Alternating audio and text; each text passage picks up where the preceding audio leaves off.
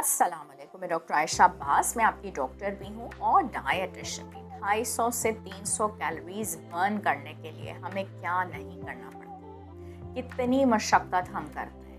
1 घंटे की हमें वॉक करनी पड़ती है, या हमें आधे घंटे की रनिंग करनी पड़ती है, और या हमें 1.5 घंटे की स्ट्रेंथ ट्रेनिंग करनी पड़ती है। क्या ये चीज़ें आसान हैं? सोचा जाए तो 1 घंटा वॉक करना आपके लिए एक बहुत मुश्किल काम हो जाता है। 30 मिनट की रनिंग क्या 5 मिनट की रनिंग नहीं होती, और 1.5 घंटे की स्ट्रेंथ ट्रेनिंग तो दूर की बात है, 15 मिनट की स्ट्रेंथ ट्रेनिंग नहीं होती। और ये सब कुछ करने के बाद आपकी कितनी कैलोरीज बर्न होती होंगी? आप समझते हैं कि 2-3 हज़ार कैलोरीज बर्न हो जाते हैं। 2-3 हज़ार कैलोरीज तो बड़ी दूर की बात है, 500 कैलोरीज भी बर्न नहीं होती। इस सब कुछ करने के बाद सिर्फ 250 से 300 कैलोरीज बर्न होती है।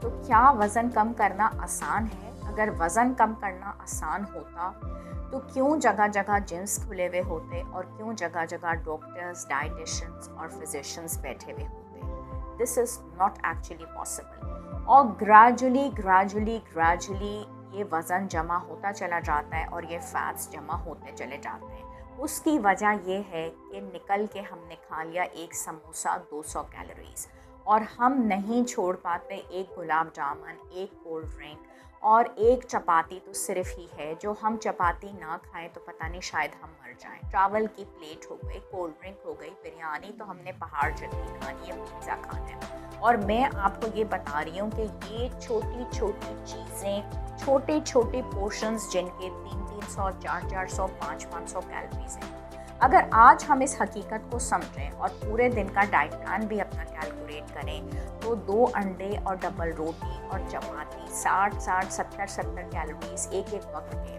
फिर मिड मॉर्निंग हो गई, फिर लंच हो गई, तो करते कराते ये भी आपके 1600 से 2000 कैलोरीज बन जाती हैं, जिसमें ना कुछ होते हुए भी बहुत कुछ होता है।